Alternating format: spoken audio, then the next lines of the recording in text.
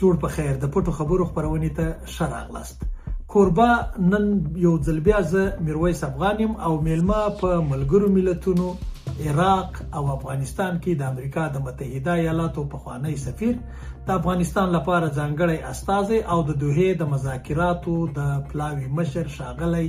ډاکټر زلمی خلیلزاد را سره دی. ډاکټر صاحب ستړي مه شئ، خبرونې ته په خیر راغلاستئ. کور ماباد چې زموږ بلنه مو ومنله. ډاکټر صاحب تاسو په ملګرو ملتونو کې ماموریت کړی دی او یو له مهمو سیاسي څیرو څخه یاستئ. خبر یاستئ چې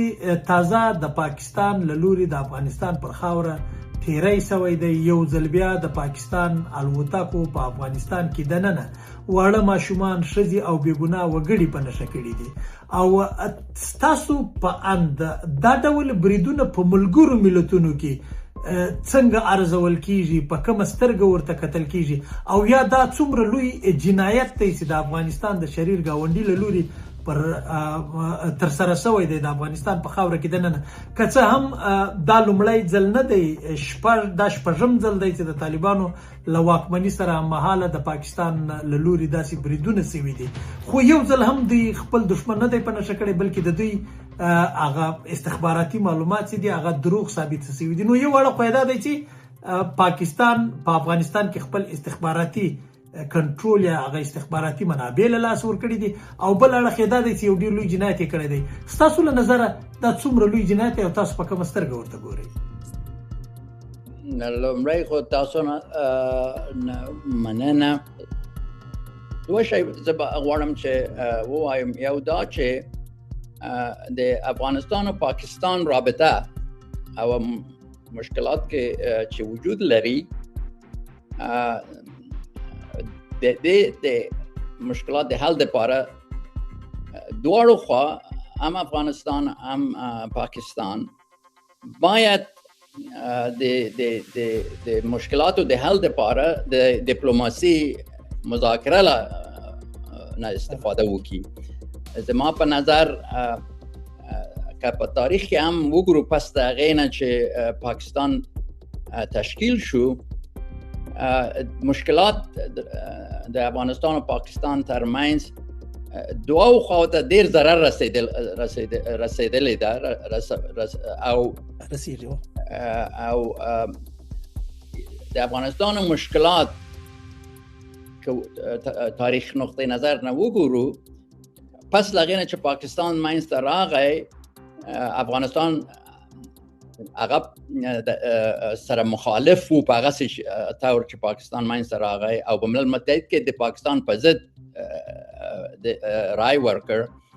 پاکستان امریکې سره نږدې شو په جنگ سرد کې، او افغانستان بالمقابل گرچه افغانستان غوښته چې امریکې سره سوق الجیشي رابطه ولري، اما د افغانستان و پاکستان مشکلات سبب شو، دلیل شو چې امریکا دا رد وکړي چې سوق الجیشي رابطه هم پاکستان سره او هم افغانستان سره ولري. افغانستان ته ویل چې اول دا مشکل د سرحد باید حل شي. دا چې ونه شو، پس له هغې نه چې پاکستان اصلي د امریکا نه واخیست، افغانستان د روسیې خواته ولاړ، او مرور د زمان د روسیې نفوذ پر افغانستان زیات شو. دا هغه ګروپونه چې روسیې سره رابطه درلود، په مرور د زمان تقویه وشو. کودتا بیا په آخر کې وکړ، بیا هغه کودتا لاره د اتحاد شوروي د راتلل نظامی راتلل سبب شو حیا وکړ. او دا جنجالونه چې په افغانستان کې په 40 کال کې د 40 کال هم زیاتر اوس دوام درلود. اصلا یو قوي دلیل دا د پاکستان افغانستان مشکل وو. زه غواړم چې دا مشکل زما په نظر باید تکرار بیا نشي، چې اوس افغانستان بیرته صلح په لاس راوړي. باید د اساس د مشکل د حل لپاره د ډیپلوماسي له لارې نه یو موافقې ته باید دواړو خواوو ورسېږي. نو په دا مسایل چې دا اوس منځته راغلي دي، د پاکستان مجرم بولم، تقبیه کوم د دوی د حمله پر افغانستان باندې. ما په کابل کې وو څو هفته پخوا او طالبانو سره مې مجلسونه درلود. زما په نقطه نظر نه طالبان حاضر دي چې یو موافقه پاکستان سره ورسیږي چې نه د افغانستان خاورې د پاکستان په ضد لاغه نه استفاده وشي او نه د پاکستان خاورې نه د افغانستان په ضد استفاده وشي. دا یو بهترین پرنسپ ده چې په دې اساس مذاکره وشي او هر موافقه چې کیږي بیا یو دریم قوت کېدای شي ترکیه مثلا یا کوم نور مملکت دغه موافقه د عملی کول لپاره مسئولیت توجه کی وګوري ل مختلف معلومات مؤسسه لخوا یا سیستمونه وګوري چې چا دغه موافقه افغانستان یا پاکستان دغه موافقه په اساس کار کوي یا خلاف دغه کار کوي. دا زما په نظر یو شروع کېدای شي او پس په مرور یو طویل المدت مذاکره ته ضرورت ده. اساسي مشکلات د کرخي په اساس مثلا د اوبه مسله د افغانستان لاره د بحر د پاره ځینې مسایل دي چې تاریخي تعدابونه لري چې د دوی د حل لپاره یو موافقه ته طویل مدت بحثونه د حل لارې طرف باید دوارو کار وکړي. دا زما په نظر یو غټه حیاتي مشکل ده دوارو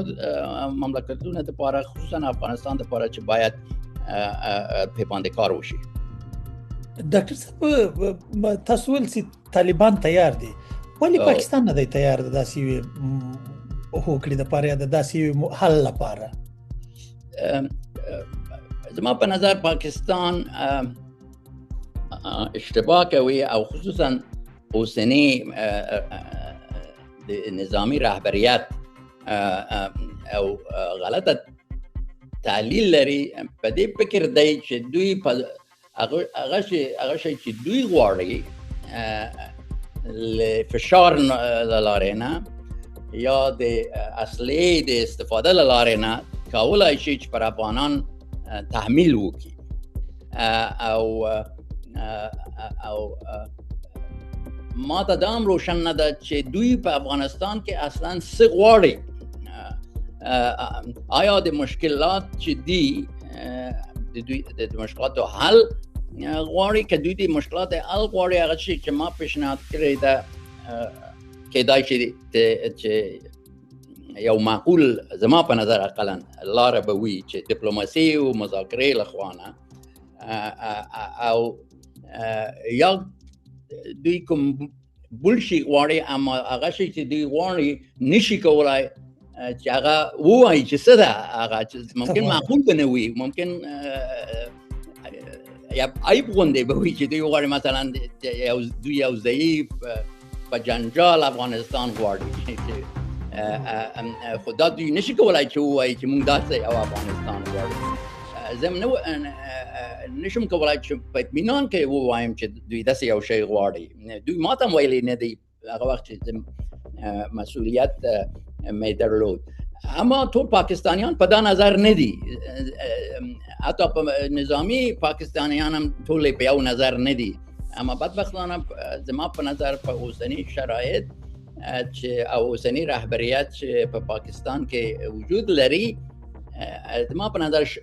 اشتباه کوي چې دوی فکر وکړي چې دوی کولای شي چې د زور نه په استفاده هغه شي چې دوی غواړي هغه په لاس راوړي. ما امید ده چې افغانانو کارونه چې دوی کوي د هغه له لارې نه بلکې د منطقې په کمک په مرور د زمان پاکستان فکر کې تغییر راشي. ډاکټر صاحب تاسو ول چې ټول نظامیان د دوی د پدیا کې نه دي، دا معنا د دوی نظامیان ویشلې دي لکه تیر ورځ د ذبیح الله مجاهد ول چې دوی کې یو کړی دي چې هغه د شخړې غواړي تاسو په دې عقیده یاستئ؟ او زه هم په دا عقیده یم چې د اوسنۍ رهبریت د دوی اردو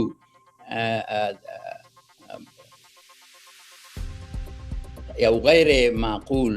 یو خطرناک فیصله کړې ده چې د زور لخوا نه دوی کولای شي چې پر افغانستان هغه شي چې دوی غواړي، اما هغه شي چې دوی غواړي هم هغه شي چې دوی وایي هم معقول ماته نه معلومیږي. مثلا دوی غواړي چې هغه ټي ټي پی اعضا چې په پاکستان کې دي افغانان دوی باید بیرته نه پیغام چې لغت بهترین لغت بیرته ده چې بیرته اخلي ځکه ځینې چې په افغانستان کې په سابق کې وتلي دي پاکستان ته دوی غواړي چې ضمانت وکړي افغانستان ته ټي ټي پی په پاکستان فعالیت نه کوي. څنګه افغانستان دا کولای شي چې د یو ضمانت دوی ورکړي او غواړي چې افغانستان ټي ټي پی سره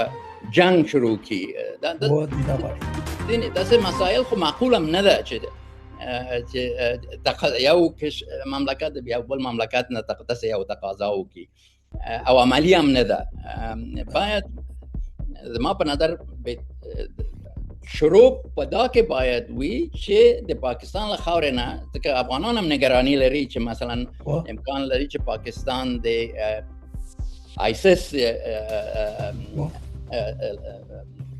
له پاکستان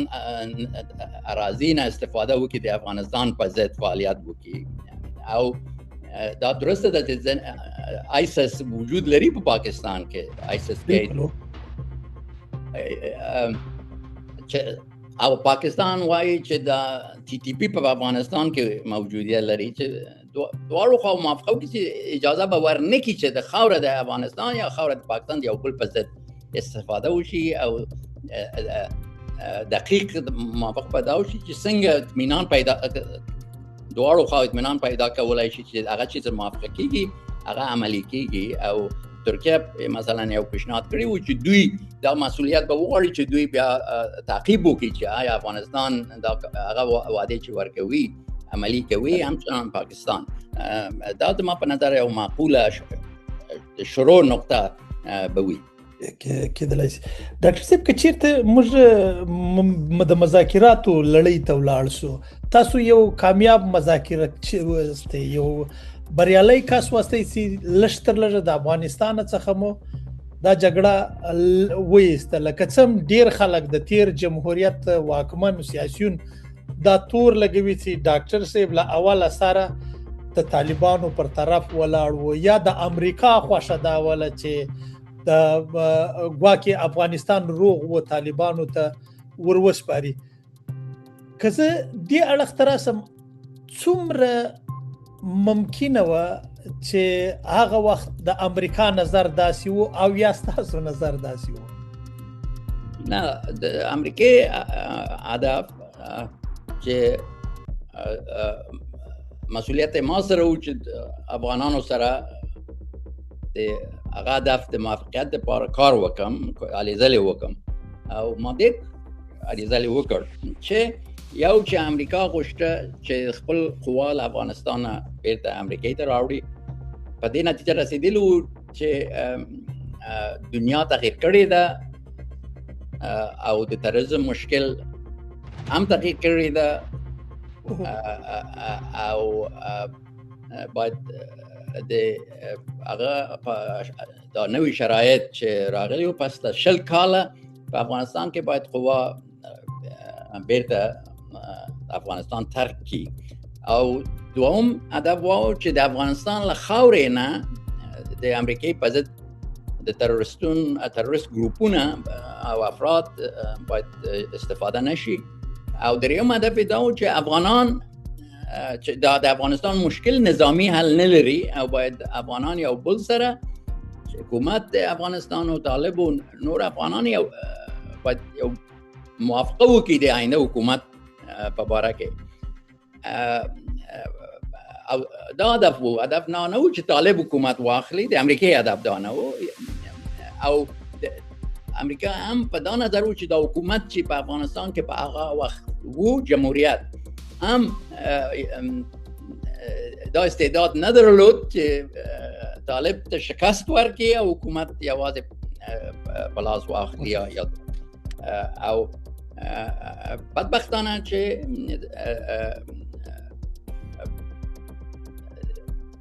دا د افغان مذاکره موفق مذاکره نه و او بدبختانه یا خوشبختانه هر شي چې مختلف نظریې د افغانانو ترمنځ په دې باندې اما حکومت هم په مذاکره موفق نه و زما په نظر اشتباهات وکړ طالبان هم ځینې مشکلات درلود ان په جنگ کې هم موفق نه و او باید دوی تحلیل وکړي چې ولې دوی هم په مذاکره او هم په جنگ موفق نه و او دوی لپاره چې مسئولیت دوی وانخلي چې دوی څه اشتباهات وکړ آسانه کار داده چې یا امریکای باندې یا ما باندې څه وکړي چې خلیلزاد دا کار وکړ آیا خلیلزاد خو پادشاه د امریکای د ونوم جامعه فیصله د ما په لاس د نماینده د دو دولت د امریکای هم دموکرات هم ریپابلیکن یا محافظه‌کار گروپ نوام او رئیس جمهور دا خود جنگ مسئله و رئیس جمهور پکې شامل وو وزیران پکې شامل وو او زه هم جزء دا دستگاهم په هغه وخت کې پس خیر ده چې دوی ارڅ وای د دلیل پیژنم چې مشکل ده چې سړی آینه ته وګوري او وای چې ما څه وکړ څه ونه کړ ولې نه یو وبخښئ ډاکټر صاحب ولس بیل دی مشخصی حلقې بیلې دي مشخصی کړي بیلې دي خیر خو دوی خو بیچاره د دې لپاره یو غټ تغییر راغی هر شي د دوی په لاس کې وو او تقریبا ما دوی ته ویل په هغه وخت کې پر پدر د قدرت لعنت شي قدرت باید خلکو ته توجه کې دا جنگ باید بند شي او د تا نوم په تاریخ کې په طلا ممکن همیشه د پاره ثبت شي چې د صلح د پاره د قدرت نه تا وجه د قدرت د صلح ترجیح ورکوم تر هغه پورې چې زه په قدرت پاتې شم او تا عزت هم کېږي یو تاریخي کار دی چې د افغانستان دوامدار جنگ ختم شي اوس بهرحال ډاکټر صاحب که لږ په بله بڼه باندې ورته وګورو ځینې هغه وخت داسې ریپورټونه راوتل خلکو دا خبرې کولې له موږ سره غږېدل ځینې چارواکي اوس د طالب چارواکي ما ته دا خبره کوي هغه وخت هم کوله چې د افغانستان حکومت کې ځینو کسانو سوله نه غوښته آیا ډاکټر صاحب داسې و چې ځینو خلکو مشخصا دا سوله نه غوښته واقع نه پرېښودی که و څوک و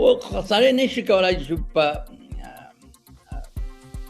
اطمینان نتیجه ګیري وکړي چې یو شی روشن و ما ته چې هغه خلک چې په حکومت کې و په خصوص مثلا رئیس جمهور ووایو چې دوه مسئلې دوی سره وو یو دا چې دوی اطمینان نه درلود چې امریکا جدي به وي چې د افغانستان فیصله کړې ده چې لاړ شي چې ځي بیرته وځي او هم غوښته چې طالب راشي جز د حکومت د هغه رهبریت لاندې شامل شي په حکومت کې او مثلا ملا صاحب برادر یو دوم ډاکټر عبدالله وشي ډاکټر عبدالله بل ګروپ نمائندگی کول غوښته چې رئیس جمهور وشي ونشو خو راغی یو په حکومت کې داخل شو او ما وایي چې دا عملی نه ده ځکه چې ما خو د طالبانو د بحثونو په اساس ما همیشه دوی ته ویل چې دوی غواړي چې یو نوی حکومت جوړ شي نه وایي چې دوی حاضر نه دي چې تاسو حکومت مشروعیت ومني ځکه چې دوی په دا حکومت په تشکیل کې هیڅ رول نه درلود دوی غواړي چې افغانان یو بل سره دا موافقه و د مونږ او طالب ترمنځ چې افغانان یو بل سره کینی او په یو موافقه په نوې اسلامي حکومت باندې موافقه کوي ځکه چې هم جمهوریت اسلامي جمهوریت نومې و او د هغه خوا طالبان هم اسلامي امارت نومې و چې اسلام په مشترک و د دوړو ترمنځ یو موافقه ته یو بل سره ورسیږي دوی ولې نوې حکومت دوی باید راشي دا حکومت سره چې موږ هغه حکومت امریکایانې په یو مشروع حکومت بولل د جمهوریت حکومت او اسلامي امارت د موږ په پالیسي په اساس موږ هغه په رسمیت نه پیژندل او په موافقتنامه کې هم دا لیکل شوی ده زما په نظر یعنی اشتباه د جمهوریت د رهبریت لخوا وشو تحلیل چې اول چې امریکا نزي اشتباه و پس هغه نه چې کم لار شي څه کیږي په هغه تحلیل کې هم دوی مشکلات درلود په مذاکره کې زما په نظر دومره جدي دوی نه وو امیدوار وو چې د امریکا انتخابات په سیاست کې تغییر راوړي هغه وخت پس هغه نه چې بایدن موافق شو په انتخاب کې امید دا و چې دوی کوشش چې صبر وکړي وخت تیر کړي وګوري څه کیږي ممکن په امریکا کې تغییر راشي او په دې کې د افغان قواس څنګه د طالبانو په جنگ کې دا مسله فیصله کیږي د دوی تحلیل درست نه و او اوس هم معلوم شو چې په عمل کې څه وشو ډاکټر سید یو تر ټولو بل مهمه خبره ده آیا هغه وخت پاکستان د جمهوریت خلاف واضح خپل تګلارې لرله د طالب ملاتړ یې کاوه او که نه جست د امسایه په تور باندې بکښې نسته په خبرو کې خب پاکستان په هغه وخت کې رهبریت یو عمران خان صدر اعظم په ایسوا دوم جنرال باجوا چې د قوا امر و اول خو دوی ډیر مخالف وو نظامیان چې امریکای ما انتخاب وکړ چې د صلح مسؤلیت ماته دوی ورکړ د په یاد مې دی چې د مخه د هغې نه چې زه د رسمي کار شروع وکړم د امریکای د خارجه وزیر پامپیو او د ټولو امریکای ټولو قواو قومندان په دنیا کې مونږ درې واره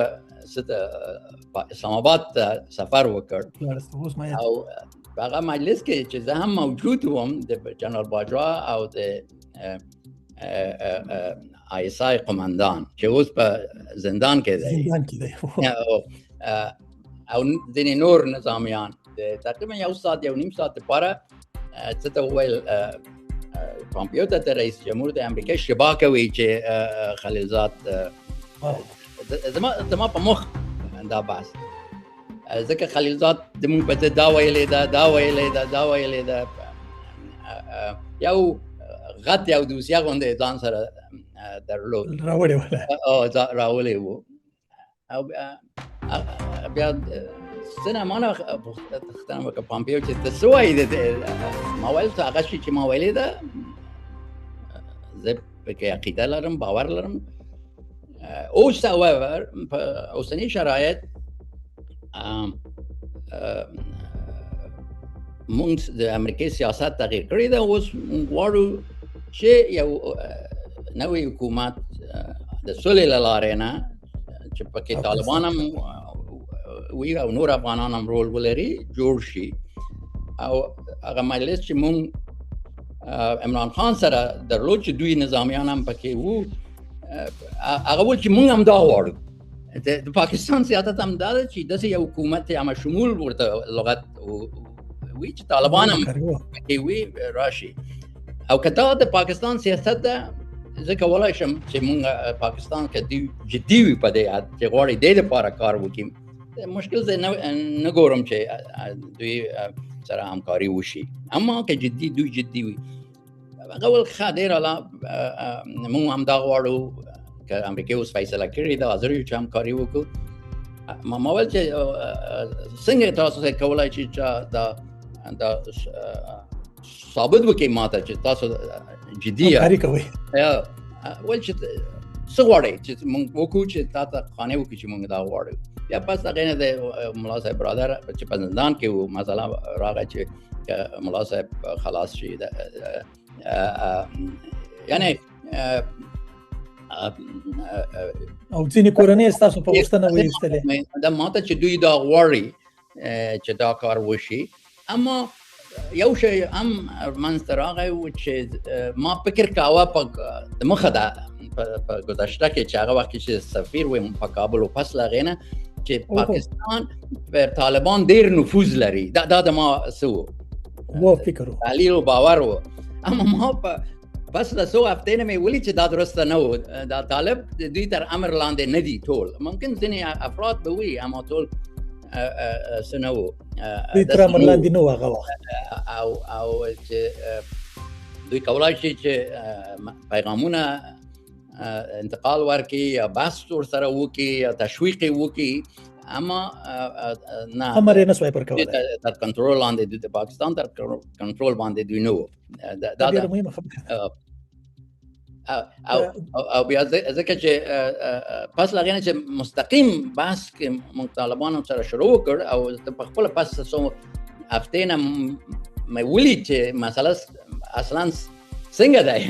او څه کار کوي څه کار نه کوي ما ولید چې دا نظر چې موږ درلود چې د پاکستان لارې دوی سره باید خبرې وکړو او پاکستان کولای شي چې دوی قانع وکړي دا درسته تعلیل نه و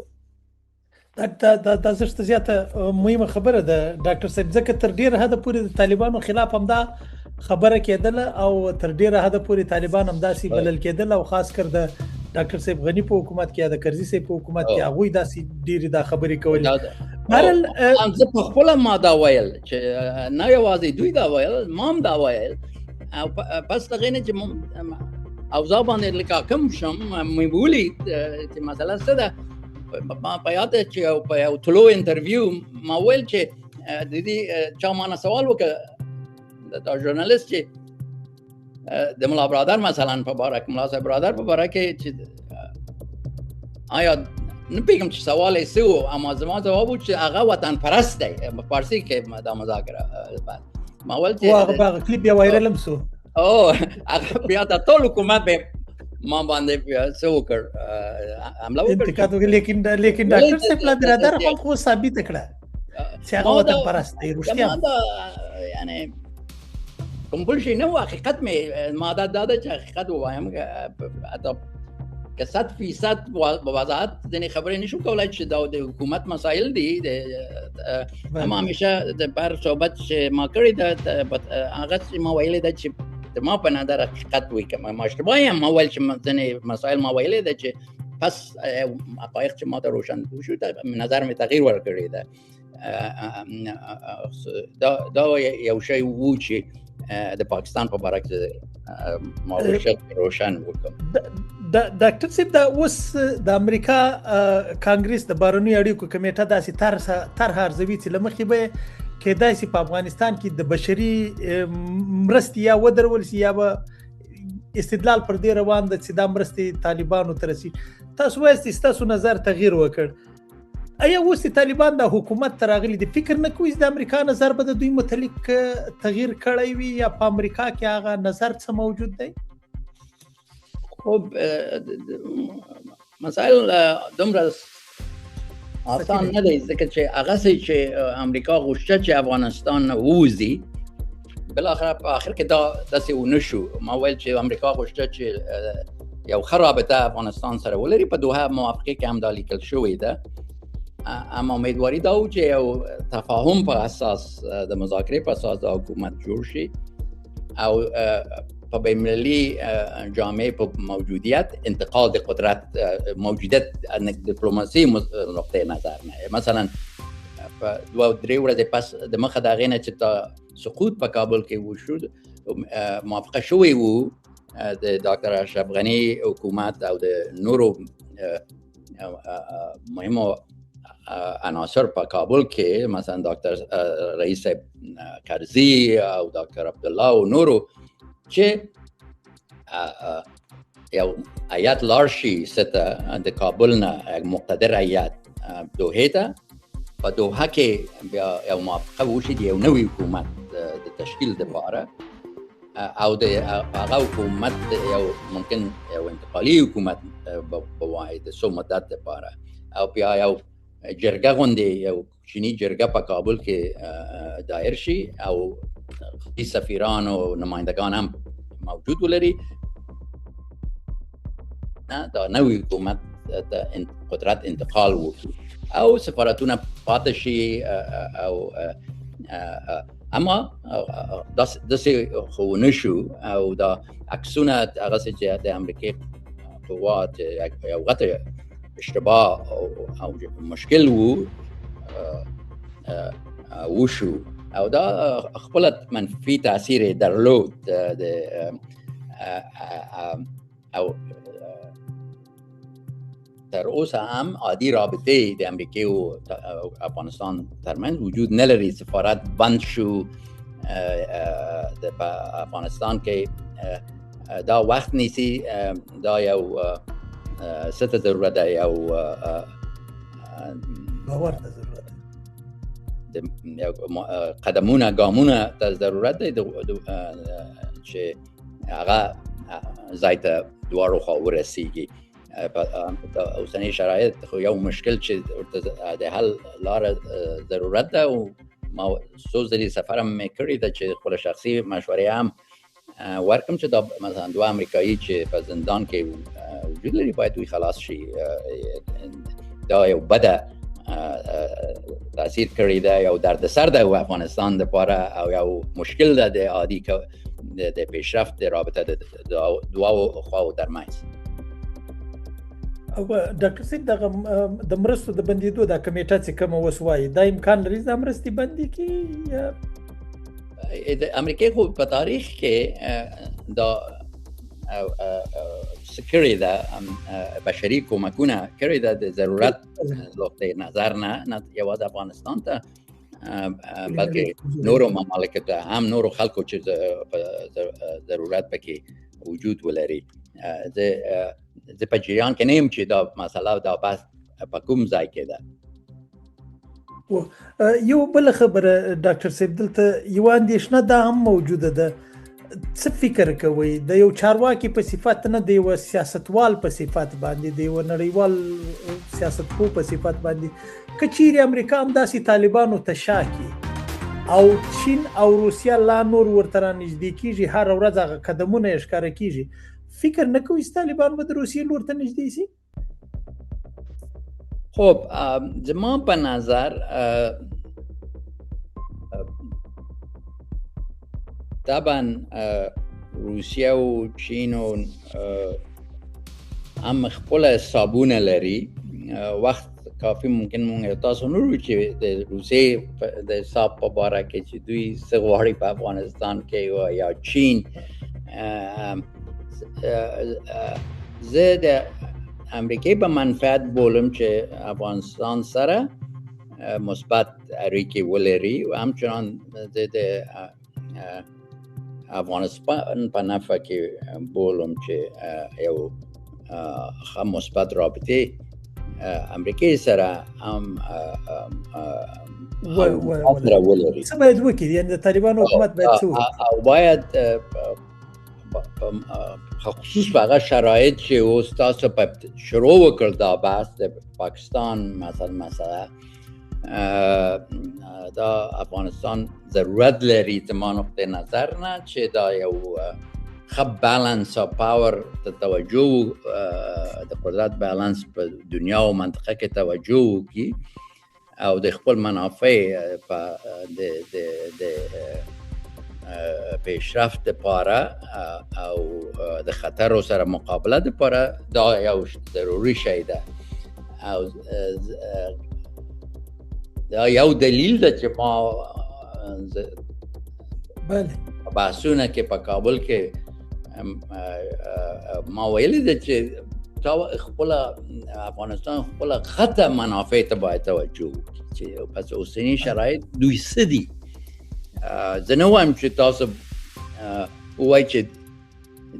دا د تاسو خطه منافع تاسو باید دا فیصله وکړئ چې دا څه ده او بیا وګورئ چې آیا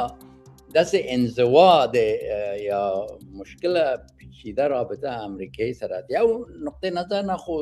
رابطه بد نه ده. مثلا د کانتر تروریسم مسئله باندې طالبان هغه وعده چې کړی ده تر زیات اندازه هغه وعده عملی کړی دی او کوي، اما نور مسائل هم دي چې افغانستان په منفعت کې څه دی او بیا آیا دا دوه بندي چې تاسو حتی محکمه ته هم دوی دوه بندیان تلی نه دي چې مسئله څه ده ولې تاسو دا دوه خلک اخیستی یاد داسې معلومیږي چې د فشار دپاره چې امریکې ته د امریکې نه څه شي په لاس راوړی دا خلک تاسو اخیستی یاست، کوم جزا دوی کړې ده، کوم ګناه یا څه ورته وایي دا یې کړې ده او خو ووایي چې څه ده دا ولې محکمې ته نه دي. نه اوس چې ما تاسو ته ویله بیا تاسو دا پخش کوئ بیا دوی یو محکمې ته دا خلک وروي دی پس هغې نه وویل که دا هم اسان کار ده کولی شو چې محکمې یو شی جوړ کړو داسې خو په ښه نه وي دا خو مشکل اضافوي باید یو لاره حل پیدا شي دا ضرورت نه ده دا خلک د امریکې و د افغانستان رابطه دومره مهم ده چې داسې کوچني مسایل باید په مابینځ کې حل ووسیږي. و دلته یو بل خبره ده ډاکټر صاحب، د اوکراین جنجال روان دی، د ایران سره ټینګلتیا موجوده ده په سیمه کې او دا اوس یو بحراني حالت دی په سیمه کې. چین هم خپل منافع لټي په افغانستان کې نو په دغه یو حالت کې که امریکا چیرې ډیپلوماټیک حضور ونه لري په افغانستان کې فکر نه کوي چې دا خلاف د دوی لپاره نور لا پراخوي او آیا امریکا غواړي چې راشي د ډیپلوماټیکه توګه و افغانستان؟ ما خو ویل چې زما په نظر دا دوړو مملکتونه په منفعت کې وي چې او بهتره رابطه لاړ شي ولري. اما زما په نظر په اوسني شرایط د افغانستان ته خیلی ډېر څه ده مهمه ده چې دا کار وشي. نه غواړم چې دا داسې تاثیر کې خلیلزاد وایي چې امریکا د افغانستان دومره مهم نه ده. نه دا نه وایم، باید یو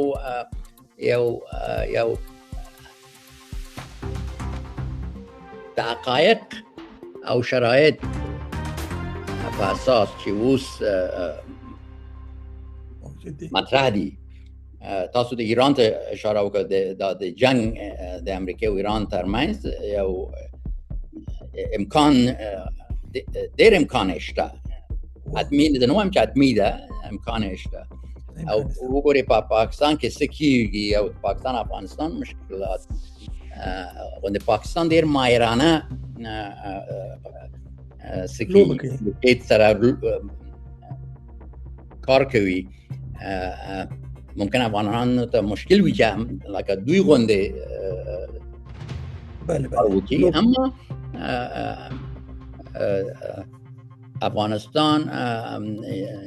مثبت رابطه ته ضرورت لري امریکای سره او امریکای هم حاضر دی چې شفوشي دی عادي کول دی رابطه اما مشکلات په لاره کې شته دا د بندیانو مسله زما په نظر که دا حل شي دا دروازې به خلاصې شي د مذاکرې لپاره ممکن سوکي ډاکټر صاحب یو ډیر خلک داسې اټکل کوي چې پاکستان د امریکا او د افغانستان ترمنځ شرارت کوي ځکه پاکستان په ډیر ناڅاپي توګه ډیر زیات نږدې شوی دی ولسمشر ټرمپ ته او د امریکا ځینو چارواکو ته دوی علیزلی کړی دی چې دا وشي پاکستان دا کار کړی دی او باید دوی سره کریډټ ورکړي چې دومره نږدې شوی په دا کار کې پیشرفت دوی کړی دی اما باید په عین زمان افغانستان هم دین درس واخلي چې څنګه دا لوبه کی دا خو هر چا خپل منافع غواړي او دوی د ځان سوال باید وکړي د رهبریت افغانستان چې کوم څه رابطه امریکای سره یا دنیا سره د افغانستان په کار دی او څه باید دوی وکړي چې دا غټه منافع دوی په خطر وانه چوي ځکه ځینې کوچني مسایل باندې داسې پافشاری وکړي چې دا غټه منافع او په خطر راشي دا زما نظر ده ځینې مسایل دي چې افغانستان هم د افغانستان لخوا چې باید دوی بس په باندې وکړي آیا دا کار چې مونږ کوو د افغانستان په نفع دی که نه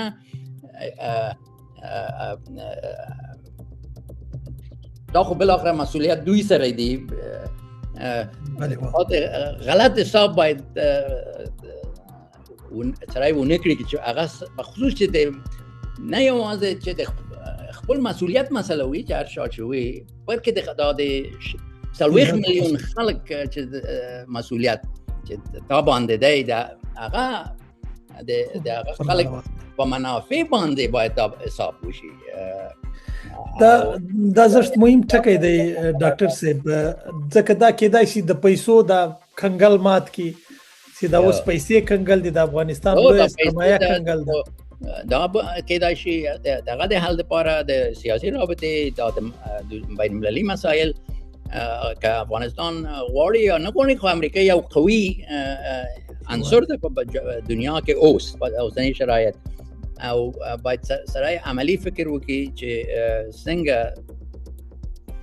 حقیقت خو داسې ده چې د افغانستان منفعت د پیشرفت لپاره څه ضرورت ده ډاکټر صاحب دا پښتنه د پاکستان لومړی وزیر و د پاکستان پوز د ولسمشر ټرمپ ته ځینې داسې کړنې کوي چې هغه ته په د باندې دنیا کې نور الفاظ خلک استعمالوي یعنی خلک وایي چې دا هغه ډیپلوماسي نه ده بلکې دا یو قسم کم ټکی ورته استعمال کما یعنی دا ډیر په کمزوري په خپل پاکستانیان دا وایي دوی چاپلوسي کې دي د چاپلوسي یو ټکی ورته استعمالوي خو افغانان نو وایم چې افغانان هم داسې سو کوي رفتار وکړي دا د افغان کاراکتر سره برابر نه دی د یو اما افغانان کولای شي استعداد لري دا خو یو تاریخي خلک دي او امپراتوري تجربه لري او داسې او هغه دیم د ډیپلوماسي استعداد لري افغانان هم باید دغه هم استفاده وشي او ډاکټر صاحب د پاکستان او د ولسمشر ټرمپ یارانه به په خپه پاتې شي د دواړو کردار ته پکته صحیح نشي کولای چې پیشبینی وکړي دا یو سایکولوژیکي رابطه نه ده یو دا ځینې روزمره مسایل سره رابطه لري یو شی چې پاکستان کوي چې همکاري وکړي د مثلا د شرق میانه په اړه کې د غزا په اړه کې چې د امریکای د لپاره مهم یو مسله د اسرائیل او فلسطین مشکل دوی پاکستان غواړي چې تاسو لیدلې یاست په مجلسونو کې دوی تللی دي د تروریزم مسله د پاره هم دوی همکاری داسې وایي چې زه وایم چې ما نظر دا دوی باندې اعتماد سره نشي کولای، اما دوی اوس کوششونه کوي او د اندازې رضایت په امریکا کې وجود لري چې دوی همکاری کوي. اما دا معنی نه ده چې افغانستان مهم نه ده یا افغانان نشي کولای چې یو مثبت رابطه چې د دواړو خواو په منفعت کې وي دا تعقیب د سیاست باندې د مشرانو ترمنځ د حکومت کې په افغانستان کې موافقه راشي او عملی وشي. ډاکټر صاحب که په پای کې یو داسې راته ووایاستئ افغانستان د لوږې لبد مرغه له بیروزګاری سره مخامخ دی، لبد مرغه له ځینو ډیرو ورانو همسایګانو سره ژوند کوي چې جغرافیه خو نسو بدلولای، خاص کر پاکستان. او په دغه سی ولادت کې ستاسو له نظر افغان ولست څه کول پکار دي چې د یوې خو حکومت دا ډول حکومت وي او لبلې خو همسایګان دا ډول وي، لبلې خو بیروزګاری ورپېښوي، ولست څه کول پکار؟ هغه خو ټول شیان چې پر افغانستان باندې تاثیر لري د افغانانو تر کنټرول لاندې نه ده. اول خدا وایي منطقه او دنیا هم رای لري پکې یا رول لري. بدبختانه یا خوشبختانه ممکن دا خو خوي چې هر شي چې افغانستان باندې تاثیر کوي در افغانانو تر لاس وایي دا نه ده. او دوم د پرنسیپ په اساس دوم زمان نظر نه ده افغانان باید دوه شي ته ضرورت لري. هغه کار باید دوی نه کوي چې دوی په خپل هم تر کنټرول لاندې دی او د دوی نقص یا ضرر به وي. یو ضرر خو نفاق دی چې ځینې افغانان لاړ شي مثلا د دشمن سره همکاري وکړي د خپل شخصي منافع لپاره، دا یو خطر ده. دا د حکومت مسؤلیت دی چې دا څه وکړي، لارې بند کړي او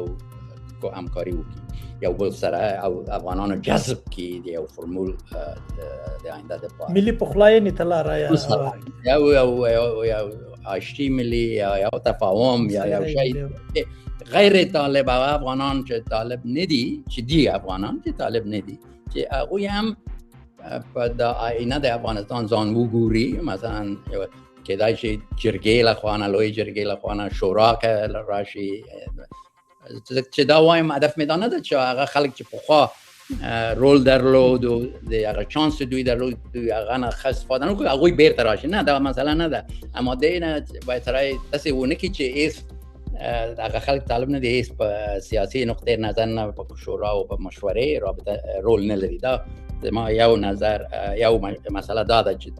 دوم هغه فیصلې چې افغانستان ته داخلي آینده نقطې نظر نه ضرر رسوي او دنیا ته هم هغه دشمنان د حواله ورکوي چې د افغانستان په ضد دغه استفاده وکړي. دا د تعلیم مسله ده زما نظر. ولې زه دا نه منم، گرچه زه عالم نه یم، علما ته احترام لرم، چې تعلیم د جنکی تعلیم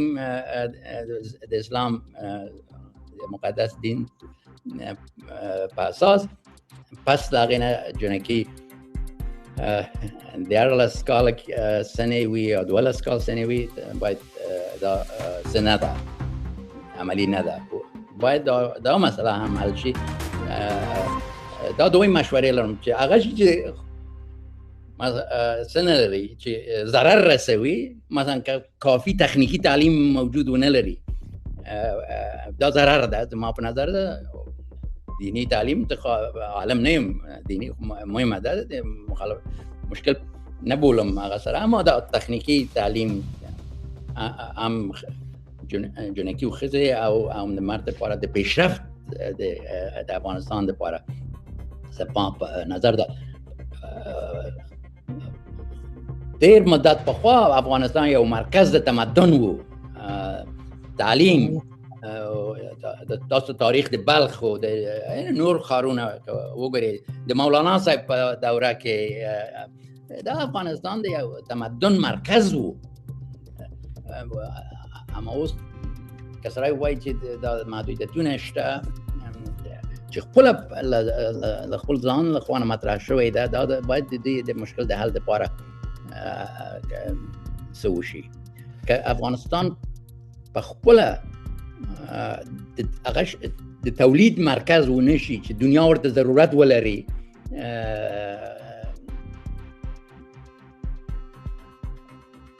دا جوپاله د نقطه نظر نه چې جواب وشي دا کافی ما په نظر نه ده باید د اقتصاد نقطه نظر افغانستان معادن لري دغه د ناتورال استفاده دینی مثبت ګامونه اخیستل شوی ده په اقتصاد نقطه نظر نه کېدای شي چې د تعلیم توجه ته یعنی مهم بولم دا چې توجه وشي. ډیره مننه ډاکټر صاحب ډیر زیات تشکر چې موږ ته وخت راکړ او د پښتو نه پېم چې د ما پښتو څنګه خو خیر ډیره شپشتو او ډیره خوږه مرکه واقعي ډیره مرکه ډاکټر صاحب